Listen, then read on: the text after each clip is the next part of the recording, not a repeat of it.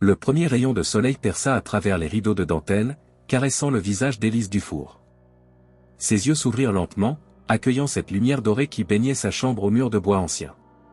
Dans ce village de Saint-Étienne-des-Neiges, niché au creux des Alpes françaises, les matins avaient toujours quelque chose de magique, l'air pur, le silence presque parfait, seulement troublé par le chant des oiseaux et le clocher qui sonnait 7 heures. Élise s'étira, puis se figea.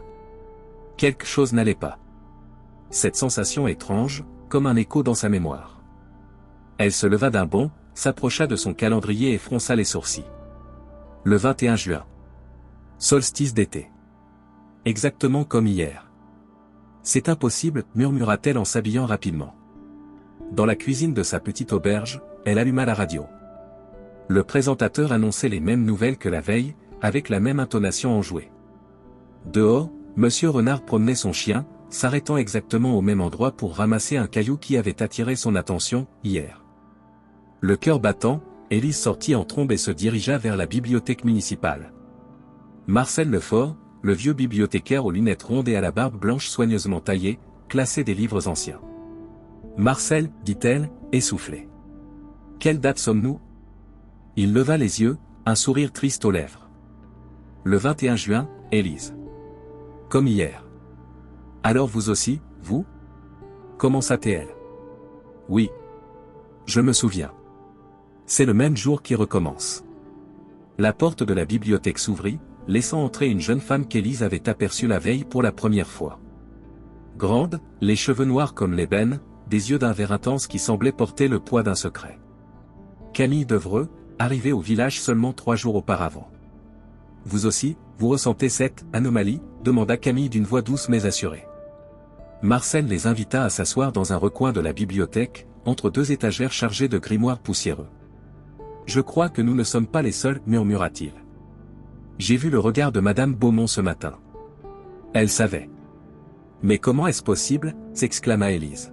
« Le temps ne peut pas simplement s'arrêter. » Pourtant, c'est exactement ce qui semble se produire, répondit Camille, son regard se perdant dans le vague. Comme si le village était pris dans une bulle temporelle. À des centaines de kilomètres de là, à Paris, Thomas Mercier contemplait la façade de Notre-Dame en fronçant les sourcils. Professeur d'histoire médiévale à la Sorbonne, il connaissait chaque pierre, chaque sculpture de la cathédrale. Et pourtant. Elle a bougé, murmura-t-il, fixant une gargouille particulière, celle qu'il avait surnommée la guetteuse. Hier, elle regardait vers l'est. Aujourd'hui, sa tête de pierre était indéniablement tournée vers le sud, vers les montagnes. Thomas sortit son carnet, y notant cette observation avec précision. Ce n'était pas la première fois qu'il remarquait ce phénomène, mais jamais un changement aussi drastique. Il avait commencé à documenter ces mouvements imperceptibles depuis 3 mois, attiré par une légende urbaine selon laquelle les gargouilles de Notre-Dame s'animaient parfois. De retour à Saint-Étienne-des-Neiges, Élise, Marcel et Camille avaient quitté la bibliothèque pour arpenter le village. Ils observaient les habitants répéter exactement les mêmes gestes que la veille, suivant un scénario invisible. « C'est comme si nous étions les seuls éveillés dans un monde endormi, » murmura Élise. « Pas les seuls, » corrigea Marcel en désignant du menton le boulanger qui les observait à travers sa vitrine, une lueur de reconnaissance dans le regard. Alors qu'il s'approchait, le ciel s'assombrit soudainement. Un nuage passa devant le soleil, projetant une ombre qui dessina sur le sol pavé la silhouette fugace d'une créature ailée. Camille frissonna. « Il y a quelque chose d'autre, dit-elle. Quelque chose qui nous observe. » La journée s'écoula, identique à la précédente pour la majorité des villageois, mais remplie de découvertes pour les « conscients », comme ils commençaient à s'appeler. Au crépuscule, alors qu'Élise rentrait à son auberge, elle aperçut une forme sombre sur le toit de l'église. Pendant un instant, elle crut voir une statue de pierre bouger, ses ailes se déployaient dans la lumière mourante. Puis la nuit tomba, et avec elle vint la certitude qu'au matin, tout recommencerait. Le jour sans fin les tenait captifs, et quelque part, une horloge invisible égrenait le temps d'une punition dont ils ignoraient encore la nature. Le deuxième cycle commença comme le premier, le soleil se levant sur Saint-Étienne-des-Neiges, baignant de lumière dorée les toits d'ardoise.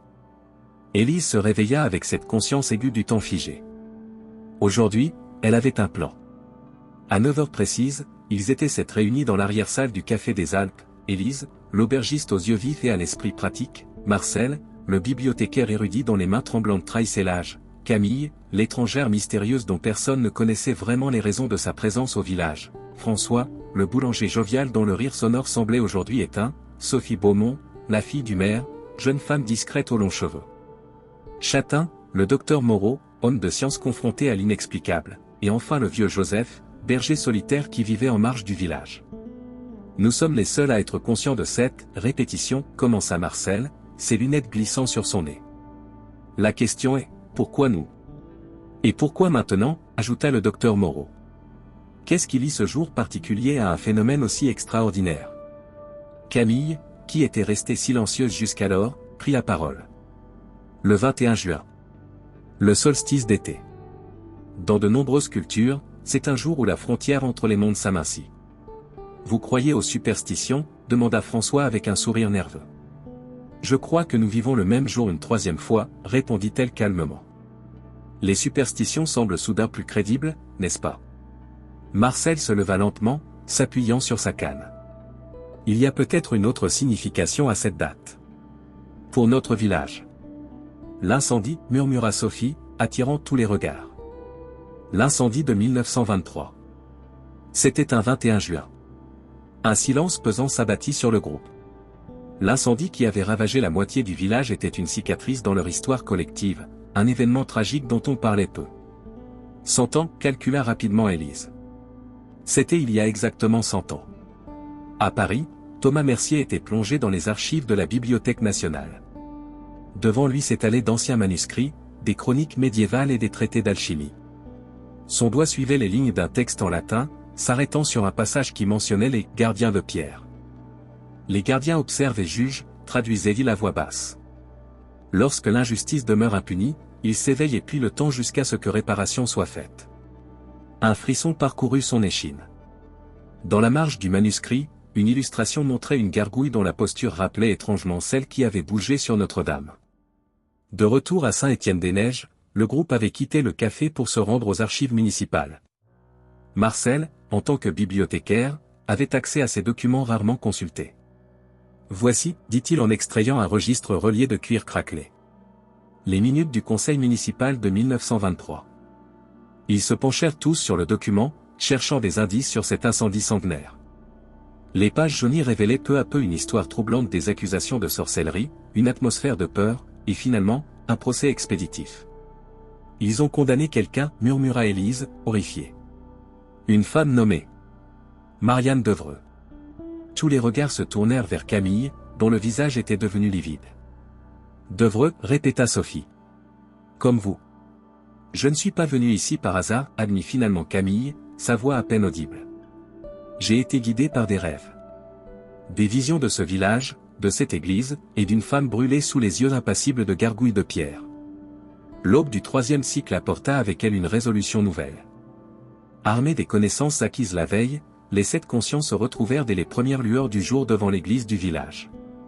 Le ciel, strié de rose et d'orange, semblait peint à l'aquarelle au-dessus des montagnes environnantes. Marianne Devreux, commença Marcel, son souffle formant de petits nuages dans l'air frais du matin.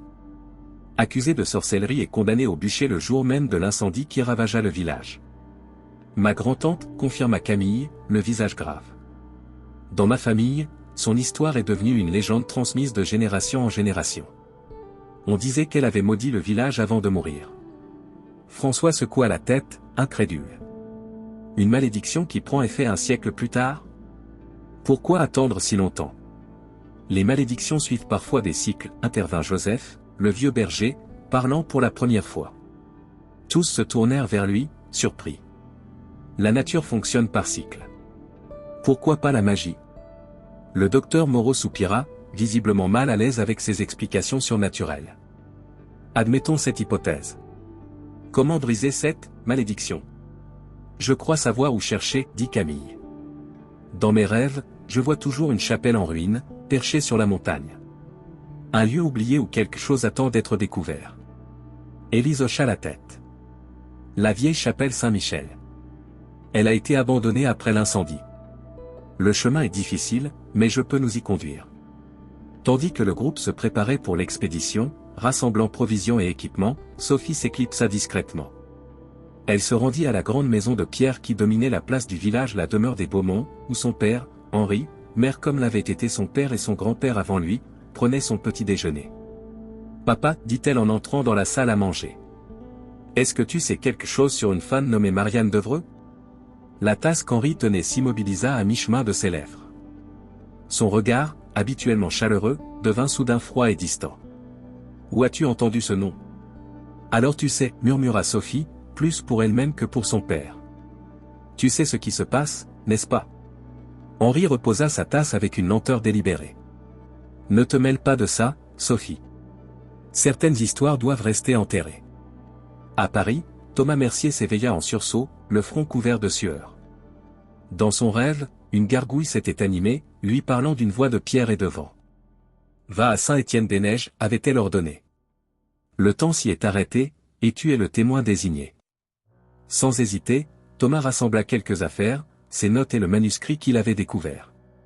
Quelque chose le poussait à obéir à cette injonction onirique, une certitude inexplicable que sa présence était requise dans ce village dont il n'avait jamais entendu parler auparavant. Pendant ce temps, l'expédition vers la chapelle Saint-Michel progressait lentement sur le sentier escarpé. Les sapins centenaires formaient une cathédrale naturelle au-dessus de leur tête, leurs branches filtrant la lumière en rayons dorés qui dansaient sur le sol couvert d'aiguilles. « C'est étrange, observa Élise alors qu'ils grimpaient. J'ai l'impression que la montagne elle-même nous observe. » Pas seulement la montagne, murmura Camille, désignant du regard une forme perchée sur un rocher en surplomb. Tous levèrent les yeux. Là, immobile et pourtant étrangement vivante, se tenait d'une statue de pierre une gargouille dont les traits rappelaient ceux des sculptures de Notre-Dame. Ses yeux vides semblaient suivre leur progression. Impossible, souffla le docteur Moreau. Comment une statue parisienne pourrait-elle se trouver ici? Ce n'est pas une statue de Paris, expliqua Marcel. C'est l'inverse. Les gargouilles de Notre-Dame ont été sculptées à l'image de créatures bien plus anciennes des gardiens qui existaient bien avant la cathédrale. Ils reprirent leur ascension, désormais conscients d'être observés. Après 2 heures d'effort, ils atteignirent enfin les ruines de la chapelle Saint-Michel. Les murs noircis par l'incendie d'il y a un siècle se dressaient comme des sentinelles silencieuses. L'autel de pierre, miraculeusement intact, dominait l'espace central. « Regardez, dit François en s'approchant d'un mur où des inscriptions étaient gravées dans la pierre. » Marcel s'avança, ajustant ses lunettes pour déchiffrer le texte en vieux français. Sa voix tremblait légèrement tandis qu'il traduisait. Quand la peste noire menaçait de tout emporter, le village offrit un sacrifice aux anciennes puissances. Une vie innocente contre 100 vies sauvées. Que ce pacte soit scellé dans la pierre et le sang. Un silence horrifié s'abattit sur le groupe. Ce n'était pas un procès pour sorcellerie, comprit Élise. C'était un sacrifice délibéré. Ma grand-tante n'a pas été jugée, murmura Camille, les larmes aux yeux. Elle a été choisie comme bouc émissaire. Au même moment, le sol trembla légèrement. Une pierre se détacha de la voûte effondrée, révélant une cavité dans laquelle reposait un petit coffret de bois sculpté. Joseph s'en saisit et l'ouvrit avec précaution. À l'intérieur se trouvait un médaillon en argent noirci représentant une gargouille, et un parchemin sur lequel était écrit un seul mot, réparation. Alors qu'il contemplait cette découverte, un bruit de pas se fit entendre à l'entrée des ruines. Thomas Mercier se tenait là, essoufflé par l'ascension, son regard passant de l'un à l'autre avant de s'arrêter sur le médaillon. « Les gardiens de pierre m'ont envoyé, dit-il simplement. Je crois que nous avons beaucoup à nous dire. » Le retour au village se fit dans un silence pesant, chacun absorbé par les révélations de la chapelle. Thomas Mercier marchait aux côtés de Camille, partageant à voix basse ce qu'il avait découvert sur les gargouilles. Le soleil commençait sa descente vers l'horizon, teintant le paysage d'une lumière ambrée qui contrastait avec la gravité de leurs pensées. Ils se réunirent dans l'auberge d'Élise, autour de la grande table en chêne de la salle commune désertée par les autres villageois, figés dans leur routine quotidienne. Les gargouilles ne sont pas de simples sculptures, expliqua Thomas en étalant ses notes et le manuscrit ancien. Selon ces textes, elles sont des entités surnaturelles qui ont choisi la pierre comme enveloppe. Des gardiens de l'équilibre moral. Des justiciers de pierre, demanda François, sceptique. Plutôt des témoins impartiaux, corrigea Thomas. Elles n'interviennent que lorsqu'une injustice majeure reste impunie trop longtemps. Alors, elles manipulent le temps pour forcer la réparation. Marcel hocha la tête, pensif. Cela correspond à ce que nous avons découvert. Marianne Devreux a été sacrifiée injustement, et un siècle plus tard, les gardiens exigent réparation. Mais quelle réparation, s'interrogea le docteur Moreau. Nous ne pouvons pas ressusciter cette femme. Camille, qui était restée silencieuse, prit la parole. Je crois que je suis ici pour une raison. Ces rêves qui m'ont guidé, ce n'était pas un hasard. Elle sortit de son sac un petit livre relié de cuir usé. Le journal de Marianne. Il a été conservé dans ma famille pendant des générations. Elle l'ouvrit délicatement, révélant une écriture fine et élégante. Marianne n'était pas une sorcière. Elle était guérisseuse et sage-femme. Elle avait prédit l'arrivée de la peste et préparé des remèdes qui auraient pu sauver le village. Mais certains, par peur ou superstition, ont préféré voir en elle la cause du mal plutôt que son remède. Qui a ordonné son exécution, demanda Élise. Le maire de l'époque, répondit Camille. Auguste Beaumont. Tous les regards se tournèrent vers Sophie, qui pâlit visiblement. Mon arrière-grand-père, murmura-t-elle. C'est pour ça que mon père. Il sait. Notre famille a toujours su. Thomas s'approcha de la fenêtre, observant le ciel qui s'assombrissait. Dans tous les cas documentés d'intervention des gardiens, la boucle temporelle ne se brise que lorsque justice est rendue. Pas nécessairement œil pour œil, mais une reconnaissance publique de la faute et une réparation symbolique. Nous devons confronter ton père, dit Élise à Sophie. S'il détient des informations, nous en avons besoin. Sophie acquiesça lentement. Il ne sera pas facile à convaincre. Les Beaumont protègent leur réputation plus que tout. Alors qu'ils élaboraient un plan pour le lendemain, un mouvement à l'extérieur attira l'attention de Thomas. Sur le toit de l'église, parfaitement visible dans la lumière du crépuscule, se tenait une gargouille. Elle n'y était pas auparavant. Ils nous observent, dit-il. Et ils attendent. Cette nuit-là, chacun regagna son logis avec la certitude que le 4e cycle serait décisif. Élise, restée seule dans son auberge, fut réveillée au milieu de la nuit par un bruit sur le toit. En s'approchant de la fenêtre, elle aperçut une silhouette ailée qui se découpait contre la lune. « Que voulez-vous de nous » murmura-t-elle. Pour toute réponse, la créature déploya ses ailes et s'envola vers la maison des Beaumont, comme pour confirmer leurs soupçons, la clé de l'énigme se trouvait là-bas.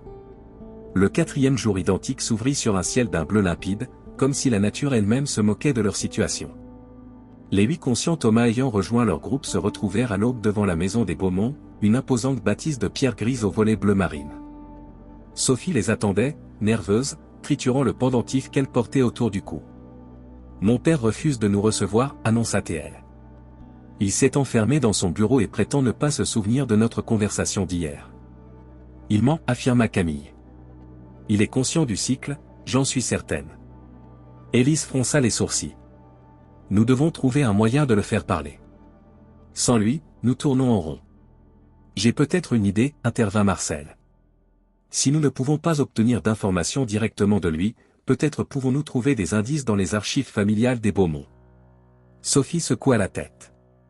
Impossible d'y accéder sans son autorisation. Et même si nous le pouvions, mon père a probablement détruit tout document compromettant. Alors essayons autre chose, proposa Thomas. Dans mes recherches, j'ai trouvé mention de rituels permettant de communiquer avec les gardiens. Si nous ne pouvons pas obtenir de réponse des hommes, peut-être pouvons-nous en obtenir des gargouilles elles-mêmes. C'est ainsi qu'ils se retrouvèrent, à midi, dans le cimetière abandonné derrière l'église. Thomas avait tracé un cercle de pierre, disposant aux 4 points cardinaux des bougies noires. Au centre, le médaillon découvert dans la chapelle reposait sur un coussin de velours emprunté à l'autel. Ce rituel est décrit dans un manuscrit du XIIIe siècle, expliqua-t-il. Il était utilisé par les maîtres bâtisseurs pour communiquer avec les entités qu'ils emprisonnaient dans la pierre. Le docteur Moreau observait la scène avec un mélange de scepticisme et de fascination. Je n'aurais jamais cru participer à quelque chose d'aussi ésotérique. La science a ses limites, docteur, répondit doucement Camille. Parfois, il faut accepter d'explorer d'autres voies. Thomas commença à réciter une incantation en latin, sa voix résonnant étrangement dans l'air immobile du cimetière.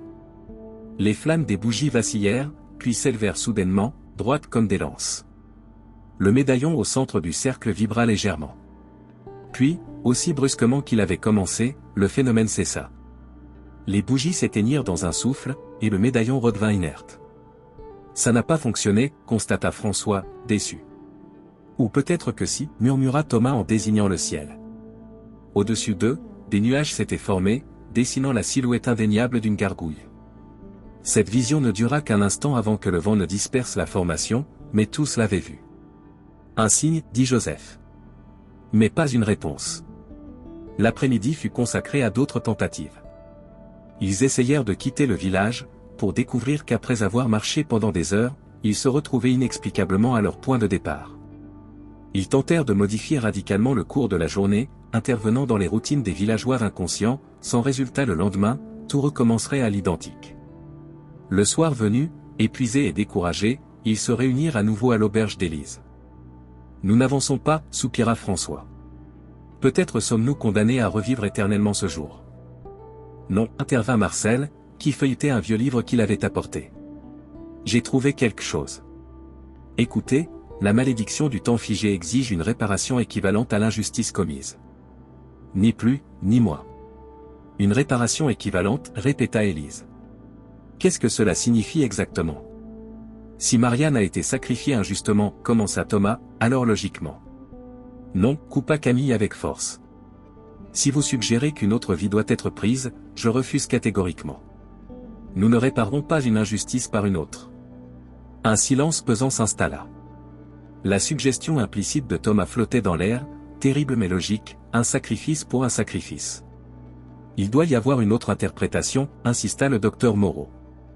La réparation pourrait être symbolique plutôt que littérale. Tandis qu'il débattait, la porte de l'auberge s'ouvrit brusquement. Un groupe de villageois entra, mené par un homme à l'allure austère qu'Élise reconnut comme étant Pierre Dumas, le forgeron. C'est elle, dit-il en pointant Camille du doigt. C'est depuis son arrivée que des choses étranges se produisent. Elle ressemble trait pour trait au portrait de la sorcière qui a été brûlée il y a un siècle. Les villageois murmurèrent, hostiles. Élise s'interposa. Pierre, tu ne sais pas de quoi tu parles. Camille n'est responsable de rien. Alors pourquoi les gargouilles sont-elles apparues sur nos toits, rétorqua une femme dans la foule. Pourquoi le temps semble-t-il détraqué? Certains d'entre nous ressentent que quelque chose ne va pas, même s'ils ne comprennent pas quoi. Thomas s'avança. Ces phénomènes ne sont pas causés par Camille, mais par une injustice commise il y a longtemps. Nous essayons de la réparer. Des mensonges, cria Pierre. Les Devreux ont toujours été maudits. Cette femme doit quitter notre village avant qu'il ne soit trop tard. La tension montait dangereusement. Sophie, qui était restée en retrait, s'avança soudain. Arrêtez. La faute n'est pas celle des Devreux, mais celle des Beaumont. Mon ancêtre a condamné une innocente, et ma famille porte cette culpabilité depuis un siècle. Sa déclaration jeta un froid sur l'assemblée. Pierre Dumas la dévisagea, incrédule. Qu'est-ce que tu racontes, Sophie? La vérité, répondit-elle fermement. Une vérité que mon père refuse d'affronter. Les villageois, décontenancés par cette révélation, commencèrent à se disperser, murmurant entre eux. Quand le dernier fut parti, Sophie s'effondra sur une chaise, tremblante. Mon père va me tuer, murmura-t-elle. Tu as fait ce qu'il fallait, la rassura Élise en posant une main sur son épaule. Cette nuit-là, alors que chacun regagnait son logis, une tempête éclata soudainement. Des éclairs zébraient le ciel, illuminant les silhouettes des gargouilles qui semblaient s'être multipliées sur les toits du village. Le vent hurlait entre les maisons, comme la voix collective des innocents sacrifiés. Dans sa chambre, Camille contemplait le journal de son ancêtre, cherchant un indice qu'ils auraient manqué. Ses doigts s'arrêtèrent sur une phrase écrite la veille de l'exécution, « Ce n'est pas ma mort qui me tourmente, mais la vérité qui meurt avec moi. » La vérité. Peut-être était cela la clé. Non pas un nouveau sacrifice, mais la révélation d'une vérité trop longtemps enfouie. Le 5e cycle s'annonça par une aube grise et pluvieuse, comme si le ciel lui-même pleurait sur le village prisonnier du temps. Les gouttes tambourinaient contre les vitres de la mairie où Thomas et Élise s'étaient introduits avant le réveil des villageois inconscients. Dans la pénombre du bureau d'archives, leurs doigts parcouraient fébrilement les dossiers, à la recherche d'indices sur l'affaire Devreux. « Regarde, murmura Élise en extrayant un dossier jauni portant le sceau des Beaumont. Correspondance privée, 1923. Thomas s'approcha, tenant la lampe torche au-dessus du document. Les lettres, écrites de la main d'Auguste Beaumont, révélaient une histoire bien différente de celle que racontait la légende locale. Mon Dieu, souffla Élise en parcourant les lignes. Marianne n'était pas seulement une guérisseuse. Elle était la maîtresse d'Auguste Beaumont. Et ce n'est pas tout, ajouta Thomas en tournant la page. Elle attendait un enfant de lui. Les implications de cette découverte étaient vertigineuses. Auguste Beaumont, marié à une femme de la haute société, avait entretenu une liaison avec Marianne Devreux. Quand l'épidémie avait menacé le village, il avait trouvé en elle un bouc émissaire parfait éliminant du même coup le scandale potentiel de cette grossesse illégitime. Il l'a sacrifiée pour sauver sa réputation autant que pour apaiser la peur des villageois, conclut Élise, et Séhuré. Ce qui signifie que les Beaumont d'aujourd'hui ne sont peut-être pas les seuls descendants d'Auguste, termina Élise. Ils se regardèrent, comprenant simultanément l'ampleur de cette révélation. Si Marianne était enceinte lorsqu'elle avait été exécutée, alors sa lignée s'était éteinte avec elle. Mais si, par quelque miracle, l'enfant avait survécu. Nous devons parler à Camille, décida Thomas en rassemblant les documents. Elle doit savoir si cette partie de l'histoire a été transmise dans sa famille. Ils quittèrent la mairie discrètement, se hâtant sous la pluie battante jusqu'à l'auberge où les autres les attendaient. En chemin, ils croisèrent Henri Beaumont qui, contrairement aux autres villageois inconscients, les fixa intensément, preuve supplémentaire qu'il était, lui aussi, conscient du cycle temporel. À l'auberge, la révélation provoqua un choc. Camille, particulièrement, semblait bouleversée. « Ma grand-mère m'a toujours dit que nous descendions d'un miracle, murmura-t-elle. Je pensais que c'était une façon poétique de parler de notre survie à travers les générations. Mais si Marianne était enceinte, comment un enfant aurait-il pu survivre à l'exécution de sa mère, s'interrogea le docteur Moreau.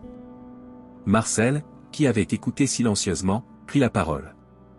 Il existe un récit. Je l'ai toujours considéré comme une légende, mais peut-être.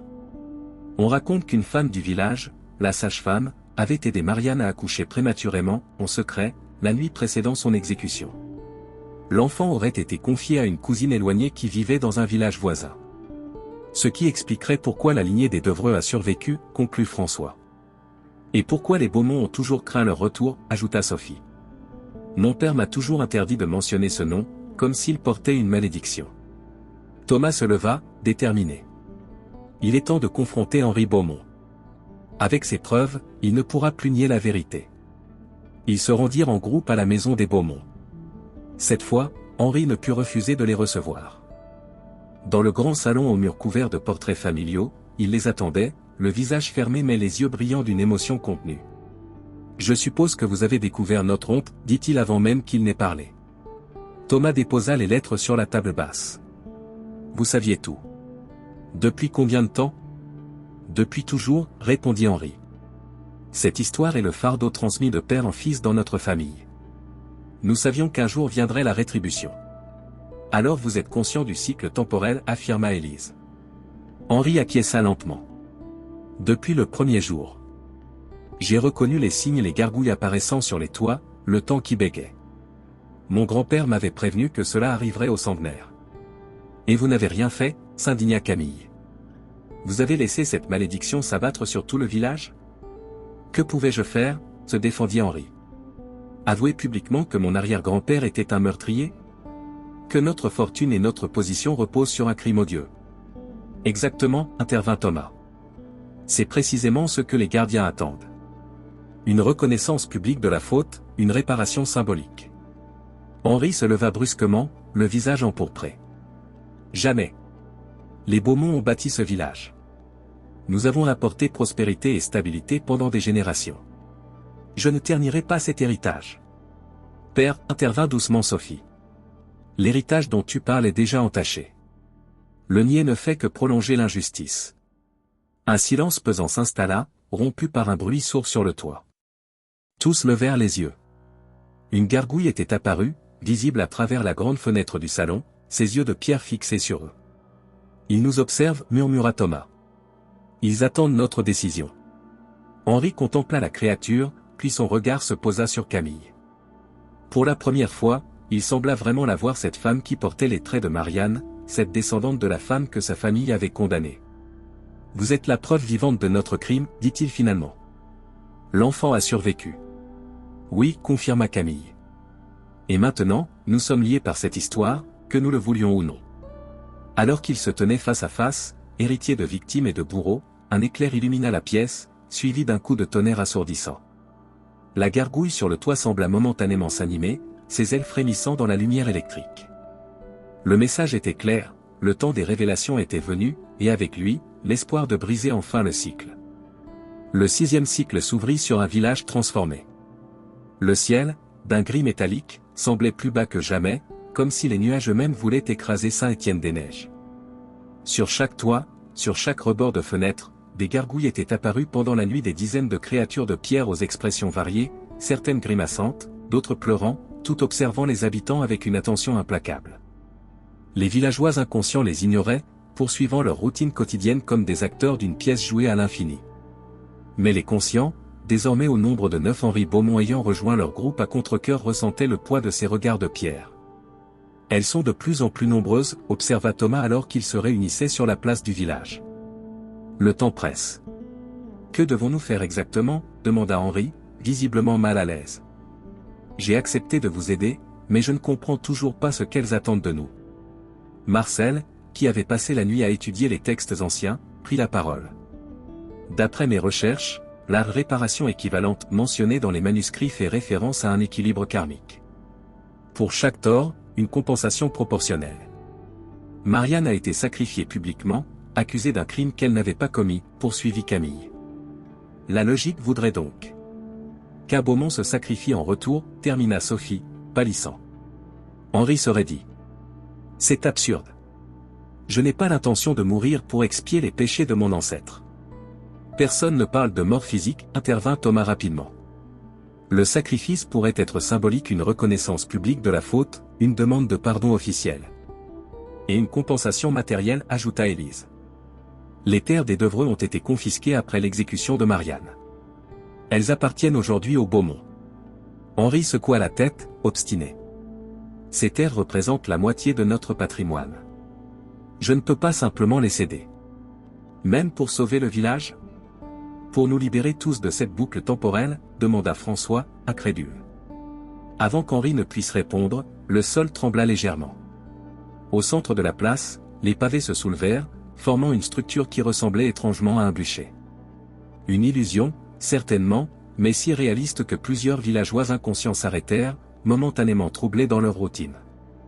Un avertissement, murmura Joseph. Les gardiens s'impatientent. Ils passèrent la matinée à élaborer un plan.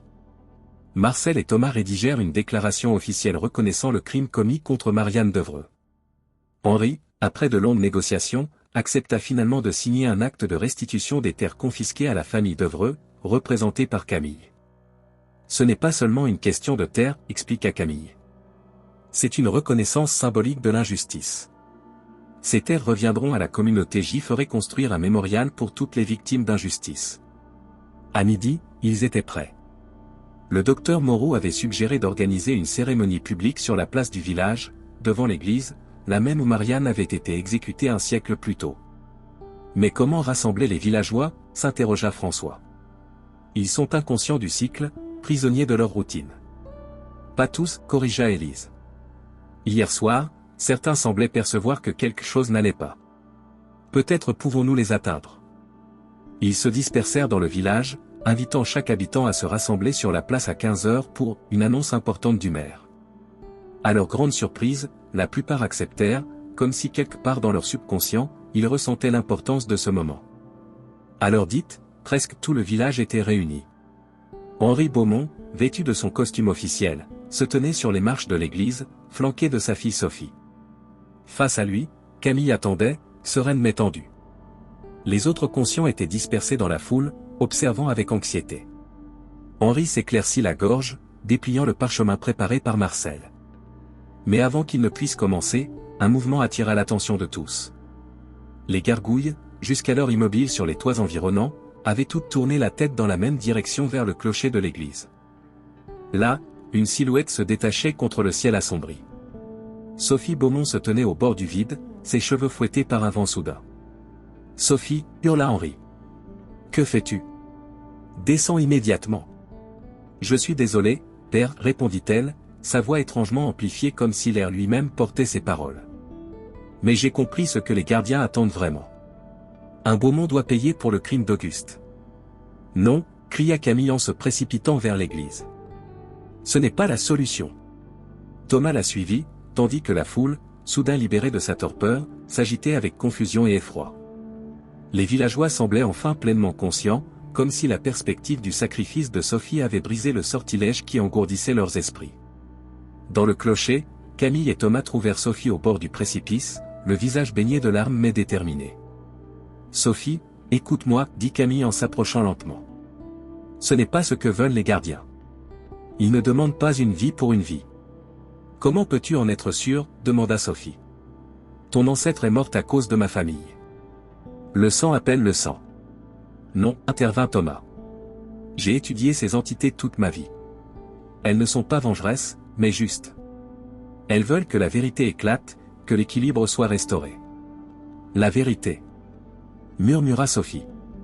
Oui, c'est bien ce qui manque. Elle regarda en bas, vers son père qui se tenait, impuissant, au milieu de la foule.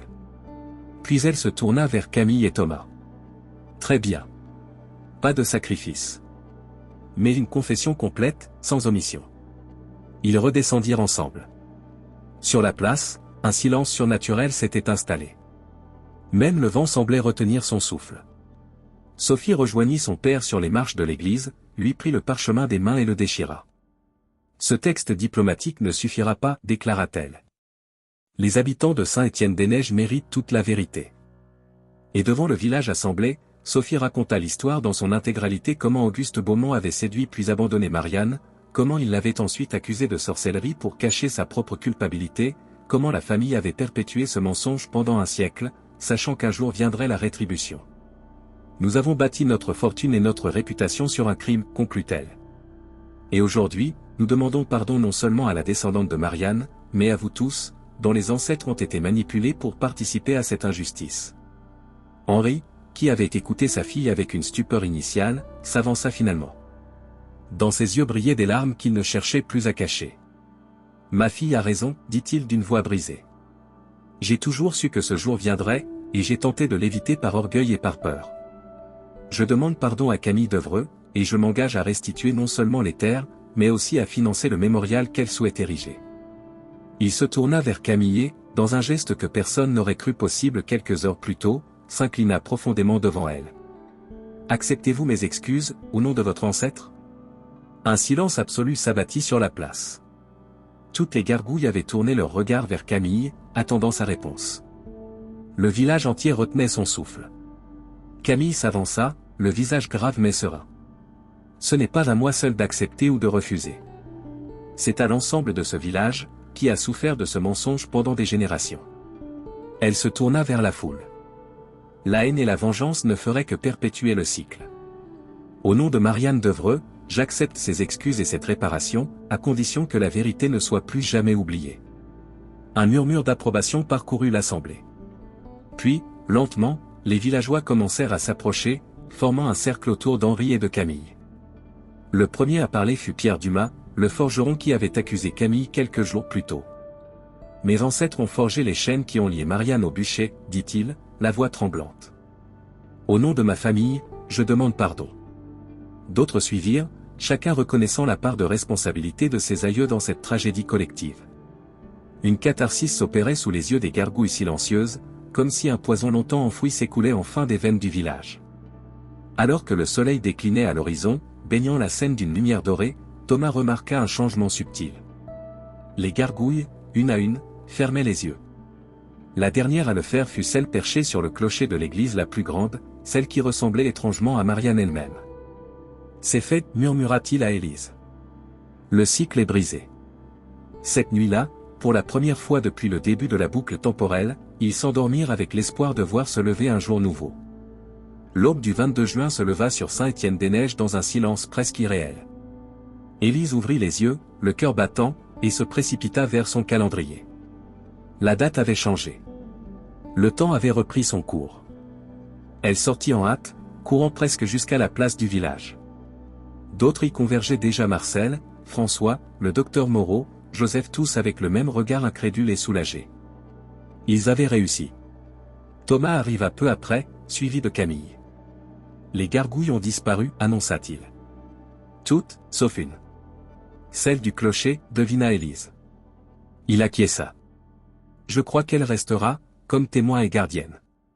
Sophie et Henri Beaumont les rejoignirent, transformés par l'expérience des derniers jours. Le maire, qui avait toujours été une figure distante et hautaine, saluait maintenant chaque villageois avec une humilité nouvelle. Le notaire nous attend, dit-il à Camille, pour officialiser la restitution des terres. La matinée fut consacrée aux formalités légales.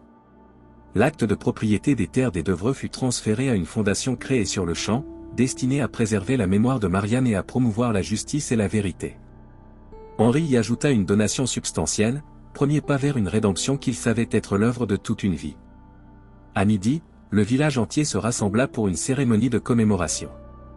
Sur le lieu même où s'était dressé le bûcher un siècle plus tôt, Marcel lut des extraits du journal de Marianne, révélant au grand jour la sagesse et la compassion de cette femme injustement condamnée.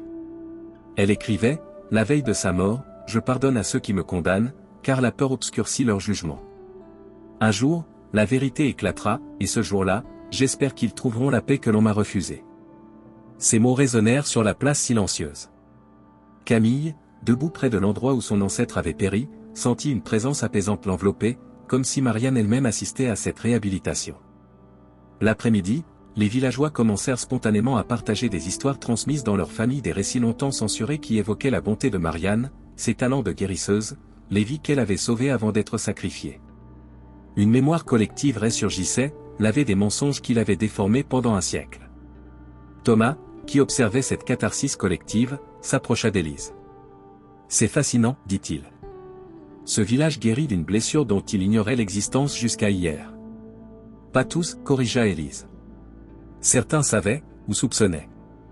Les secrets ne restent jamais complètement enfouis.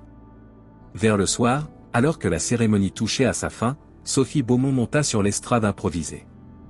Elle avait changé depuis la veille, son visage reflétait une détermination nouvelle, comme si l'épreuve l'avait transformée. À partir d'aujourd'hui, annonça-t-elle, le 21 juin sera dans notre village le jour de la vérité, une journée dédiée à la mémoire de Marianne Devreux et à la réflexion sur notre responsabilité collective. Pour que jamais plus l'injustice ne soit tolérée par peur ou par commodité. Sa proposition fut accueillie par des applaudissements. Henri, debout à l'écart, observait sa fille avec un mélange de fierté et de mélancolie, comprenant que le courage lui était venu non pas de son héritage Beaumont, mais de sa propre conscience morale. Alors que le soleil se couchait, teintant le village de pourpre et d'or, les 8 conscients désormais liés par une expérience que personne d'autre ne pourrait comprendre se retrouvèrent sur la terrasse de l'auberge d'Élise. « Que ferez-vous maintenant » demanda François à Camille. « Resterez-vous parmi nous » Elle sourit, contemplant les montagnes qui s'assombrissaient à l'horizon.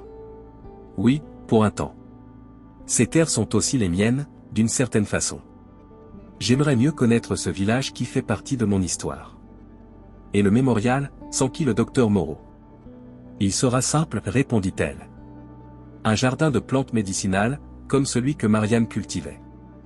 Un lieu de guérison et d'apprentissage, pas seulement un monument au passé. Thomas, qui avait été silencieux, prit la parole. Je dois retourner à Paris demain.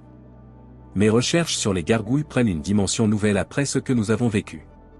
Vous reviendrez, demanda Élise, une note d'espoir dans la voix. Leurs regards se croisèrent, chargés d'une complicité née dans l'adversité. Certainement. Saint-Étienne-des-Neiges est désormais lié à mon destin, comme je suis lié au sien. Marcel leva son verre. À Marianne Devreux, dont l'esprit nous a guidés à travers le temps. À la vérité, ajouta Sophie, qui finit toujours par éclater, même après un siècle. Au temps qui coule à nouveau, conclut Joseph, le vieux berger, dont la sagesse simple avait souvent éclairé leur chemin. Ils trinquèrent sous les étoiles qui apparaissaient l'une à une dans le ciel nocturne. Au loin, le clocher de l'église se découpait contre l'horizon, et sur son sommet, la silhouette de la gargouille semblait sourire dans l'obscurité. Le lendemain matin, Thomas se prépara à partir. Avant de quitter le village, il fit un détour par l'église. Grimpant jusqu'au clocher, il se retrouva face à la dernière gargouille, celle qui avait choisi de rester.